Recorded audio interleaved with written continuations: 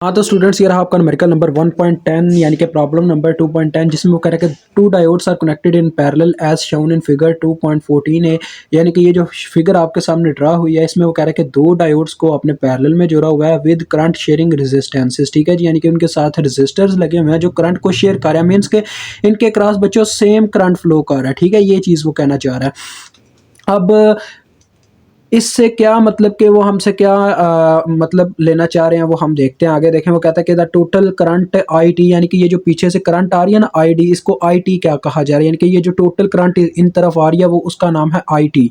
इस तरफ से जो टोटल करंट आ रही है वो है अपनी I T current, I T which is equal to 200 ampere. ठीक है बच्चों, अब आपको पता है कि इन दो वायर्स को इस तरह से सेट किया गया हुआ है कि इन डायोड्स के दरमियान इक्वल वोल्टेज ड्रॉप आए। तो जब इक्वल वोल्टेज ड्रॉप आए तो उसका मतलब है इन दोनों वायर्स के दरमियान इक्वल करंट फ्लो करे। ठीक है, इसका ये मतलब होता है। दैट्स वाई हम लेट्स से कहते हैं कि इस साइड ये जो आई डी है ना, इसका नाम आई टी रखते हैं, यानी कि टोटल करंट। ठीक है, जो कि ऑलरेडी हमें बताया गया है। तो यहाँ पे आके ये करंट दो हिस्सों में तकसीम हो जाएगी, क्योंकि ये एक नोड है। तो हम कह देते हैं इस तरफ जो हमारी करंट जाएगी उसका नाम I1 है, और इस तरफ जो करंट जाएगी उसका नाम I2 है। और हम क्या ये भी कहते हैं कि I1 is just equal to I2, यानी कि ये I2 के इक्वल है, जो कि बराबर है IT/2 के। क्योंकि देखो बच्चों, अगर ये करंट जो है जब अगर इन मतलब कि मेरा कहने का मतलब यह, इस वायर को अगर जितनी करंट की ज़रूरत है उतनी ही करंट की ज़रूरत इस वायर को भी है। इसका मतलब कि वो टोटल करंट का हाफ हाफ ले रही हैं, यानी कि वो आधा आधा हिस्सा बांट के ले रही हैं।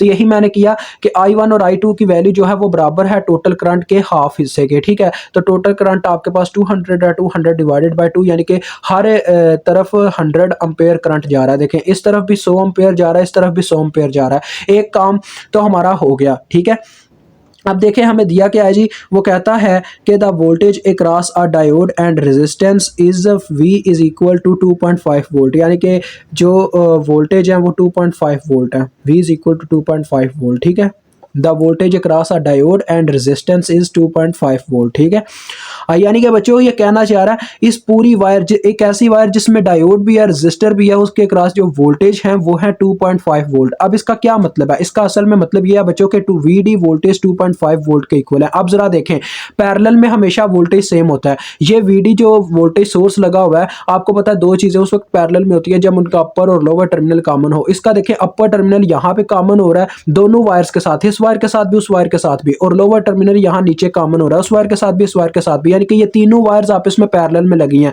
तो ऐसे ही जितने वोल्टेज इस वायर में उतने ही यहाँ पे वोल्टेज हैं, उतने ही यहाँ पे वोल्टेज हैं। दैट्स वाई वो कह रहा है कि जो अपने पास वोल्टेज अक्रॉस डायोड और इसकी रेजिस्टेंस है वो 2.5 वोल्ट है। ठीक है, ये नहीं बता रहा कि डायोड के अक्रॉस कितने और रेजिस्टर के अक्रॉस हैं कितने हैं, हमें बस इतना बता रहा है कि इसके अक्रॉस पूरी वायर के अक्रॉस कितने वोल्टेज हैं। ठीक है जी, अभी आपको वीडियो दिखाता हूँ, यहाँ पे ज़रा वेट कीजिए, स्क्रीन रिकॉर्डिंग से वीडियो देखें और देखें कितने वोल्टेज हैं आपके पास डायोड 1 के और डायोड 2 के।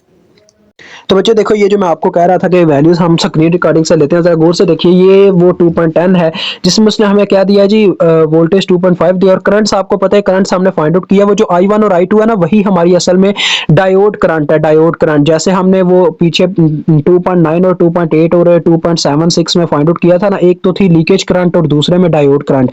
ये फॉरवर्ड बायस वाली करंट है जो अभी अभी हमने फाइंड आउट किया I1 और I2, जिसकी वैल्यू आई है 100 एम्पेयर। ठीक है, ये क्वेश्चन नंबर 10 की। आप देखें क्वेश्चन नंबर 10 के लिए जो उन्होंने वोल्टेज करंट करेक्टरिस्टिक्स दी है, वो कह रहा है कि फिगर 2.6 में जाके देखें। तो ये देखें, ये फिगर 2.6 है। हमने इसको क्या करना है जी, चेक करना है अपने 100 एम्पेयर करंट से कि कितने उसके क्रॉस वोल्टेज है। देखिए अब हम उल्टा देख रहे हैं, पहले हमने क्वेश्चंस जो किए उसमें ये था कि हमें वोल्टेज दिया जाता था, हम करंट फाइंड आउट करके देते थे। अब इसका उल्टा है कि हमें करंट दी गई है, हमने वोल्टेज फाइंड आउट करके देने हैं। ये देखिए, ये 100 एम्पेयर करंट है, इस लाइन पे आपने दोनों लाइंस के अकॉर्डिंग चेक करना है कि आपके पास कितने वोल्टेज है। देखें, ये जो डॉटेड लाइन है आपको पता है ये डॉटेड लाइन कौन सी है बच्चों, ये डॉटेड लाइन है ID1 वाली। ठीक है, तो लिहाजा ID1 यानी I1 की। ठीक है, I1, तो I1 के क्रॉस अगर हम देखें तो कितने हैं हमारे पास जी। देखें I1 के अकॉर्डिंग आप जरा गौर से देखो, हमने बच्चों क्वेश्चन जो है ना अपना क्वेश्चन किया है उसमें I2 को हमने D1 में से गुजारा हुआ है, यानी कि वो I2 होगी, ठीक है। तो ये जो आपको डॉटेड लाइन नजर आ रही है आप इसको I2 कह लो, ठीक है। I2 इसके क्रॉस करंट है जो कि 100 एम्पेयर है।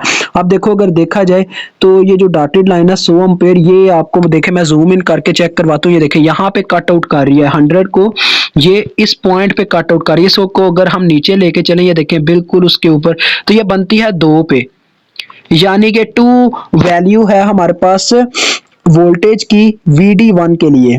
VD1 आपने लिखना, VD1 is equal to 2 volt, ठीक हो गया जी। अब VD2 निकालेंगे। VD2 मींस हमने बच्चों वही बात है कि 100 अंपेयर पे ये ब्लैक लाइन है D2 के लिए, डेरिवेटिव 2 के लिए, डेरिवेटिव सॉरी क्या कहूँ, डायोड 2 के लिए। तो 100 पे देखें ये इसकी ब्लैक लाइन यहाँ पे कट होती है बिल्कुल सेंटर में, ठीक है। ये देखो इसको अगर नीचे लेके चलें तो ये कहाँ पे आ रही है 1 के ऊपर, अप्रोक्सीमेटली 1 के ऊपर, लेकिन थोड़ी सी कह लें लाइन उसके ऊपर ऊपर करके है। तो VD2 को आप कह लोगे 1 वोल्ट, ठीक है। अब उसकी रीजन आप समझ गए होगे क्यों मैंने 1 वोल्ट रखा है, क्योंकि ये उसके ऊपर डायरेक्ट कट कर रही है, ठीक हो गया जी। तो ये हो गया हमारा यहाँ पे इसका मैटर हल। हाँ तो स्टूडेंट्स चेक करें, मैंने वो वैल्यूज़ मेंशन कर दी है जो आपके सामने मैं निकालने गया था। तो D1 की वैल्यू देखें 2 वोल्ट है, तो ये मैं मेंशन कर देता हूँ। इसका ये ऊपर की तरफ पोल और ये नेगेटिव जी बिल्कुल प्लस, और ये हो गया माइनस। ये हो गया हमारा VD1 जो कि 2 वोल्ट है, ठीक है जी। VD1 is equal to 2 volt. Okay हो गया बच्चों। इसी तरह से इस साइड पे भी प्लस माइनस, ये हमारे VD2 वोल्ट हैं जो हमने अभी अभी निकाले हैं थ्रू ग्राफ 1 वोल्ट के इक्वल। अब बच्चों आपने क्या करना है, देखें असल मेन चीज़ है हमारी R1 के वोल्टेज फाइंड आउट करना। R1 को कैसे फाइंड आउट कर सकते हैं ज़रा गौर से देखिएगा। अब असल में यहाँ पे अगर देखा जाए ना बच्चों, तो ये हमारा नोड 1 है, क्योंकि देखो यहाँ पे 3 चीज़ों की वायर अटैच थी, एक इस डायोड वाली वायर्स 2 और एक ये वोल्टेज सोर्स की। तो ये हमारा नोड 1 हो गया। यहाँ पे हम V1 वोल्टेज ले लेते हैं, ठीक है। और एक नीचे ये एक हायर नोड है जहाँ पे हम ग्राउंड लगा देंगे, क्योंकि एक नोड का ग्राउंड होना ज़रूरी होता है अगर हम करंट फ्लो करवाना चाहें। तो यहाँ पे आ गया 0 वोल्ट, ठीक है जी। तो देखें ज़रा गौर से मेरी बात, अब ज़रा गौर से सुननी है, गौर से, कि नोड वो पॉइंट होता है जहाँ पे एक से ज़्यादा चीज़ों की वायर अटैच हो, और हमने हायर नोड कंसीडर करने होते हैं, या सरफेस नोड। तो बाइनरी नोड वो होता है पॉइंट जहाँ पे 2 चीज़ों की वायर अटैच हुई, उसको हम कंसीडर नहीं करते, ठीक है बच्चों। यानी जैसे ये बाइनरी नोड बनता था, यहाँ पे दोनों तरफ 2 चीज़ों की वायर अटैच थी, यहाँ पे भी और यहाँ पे भी, लेकिन हमने इनको कंसिडर नहीं किया, हायर नोड्स को कंसिडर करना था। अब बच्चों बात आती है हमने फाइंड आउट करना है किस चीज़ को, देखें मुझे फाइंड आउट करना है R1 को और R2 को। मैं क्या करता हूँ, पहले तो मुझे V1 की वैल्यू पता होनी चाहिए। अब देखें यहाँ पे सुपर नोड की ट्रिक लगती है, क्योंकि यहाँ पे 2 नोड्स के दरमियान, यानी एक न्यूट्रल है दूसरा तो नोड 1 है, इनके दरमियान एक वोल्टेज सोर्स, सिर्फ वोल्टेज सोर्स लगा हुआ है।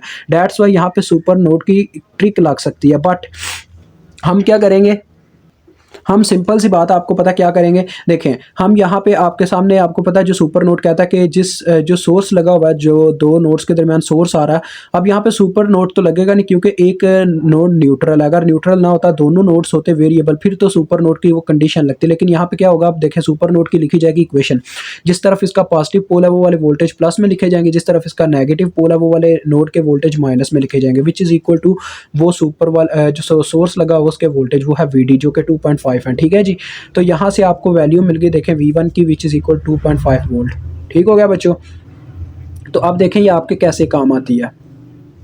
पहले मैं निकालता हूं बच्चों वैल्यू। देखें अगर मैं I2 की इक्वेशन, यहाँ चले पहले I1 की इक्वेशन लिखते हैं। I1 की इक्वेशन क्या होगी बच्चों, देखो ये एक लिविंग करंट है, इस नोड में से निकल के जा रही है, तो हम नोड टू नोड मूवमेंट करवाएंगे। देखें ये करंट क्या कर रही है, V1 में से लीव कर रही है, तो V1 में से करंट का लीव करना यानी कि आ जाएगा V1 माइनस, क्योंकि जहां से करंट लीव करती है उसी वक्त वहां के वोल्टेज लिख के आगे माइनस लिखना होता है। अब ये देखो बच्चों करंट इस डायोड में से गुजर रही है। डायोड के तो मैं अब रेजिस्टेंस तो लिख नहीं सकता, लेकिन मैं फिर क्या करूंगा, डायोड की बजाय यहाँ पे इसका वोल्टेज सोर्स कंसिडर कर लूंगा, ठीक है। ये एक लम्हे के लिए आपने ऐसे ही समझना है कि डायोड की बजाय इसका ऐसे वोल्टेज सोर्स लगा हुआ है, जैसे आपको ये साथ में नजर आ रहा है, प्लस माइनस VD2, ठीक है, इस तरह से समझे।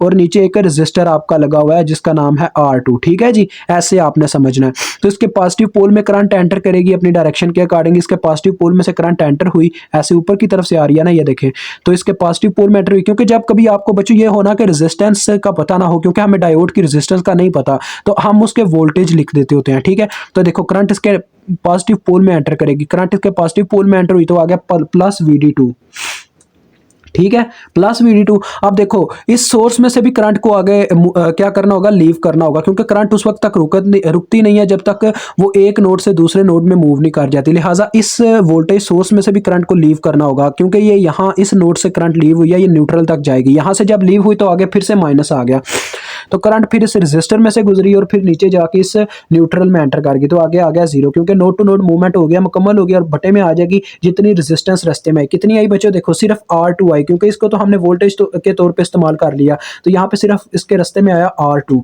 तो ये इसका फार्मूला बन गया। तो देखो यहीं से आप R2 को फाइंड आउट कर सकते हैं, R2 को इससे रिप्लेस कर दें, R2 इधर आ गया और फार्मूला आ गया V1 minus VD2 over I1। ठीक है जी, वैल्यूज पुट करें। देखो बच्चों V1 की वैल्यू आपके पास है 2.5, VD2 की वैल्यू आपके पास थी 1, ठीक है, और बटे में आ गई I1 की वैल्यू कितनी है 100।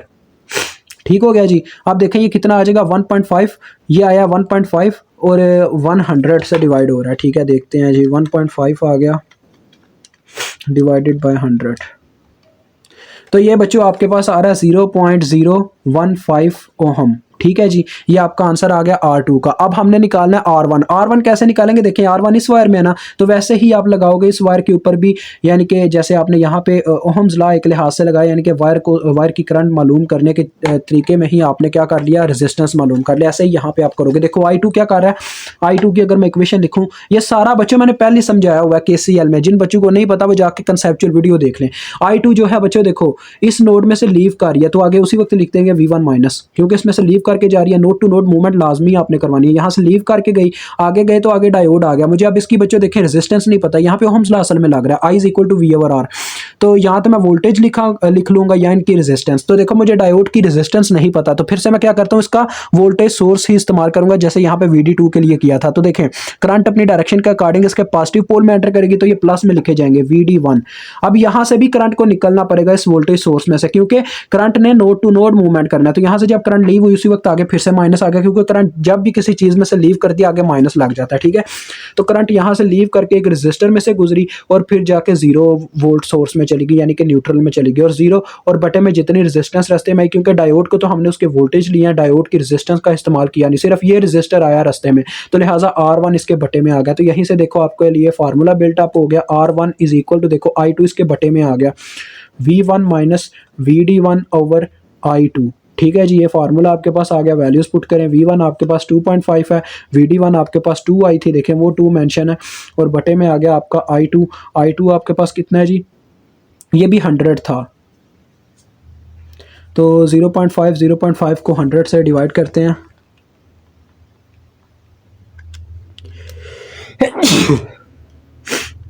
तो बच्चों ये आता है आपके पास 5 मिली, मीन्स आप इसको लिख सकते हो 0.005 ओहम।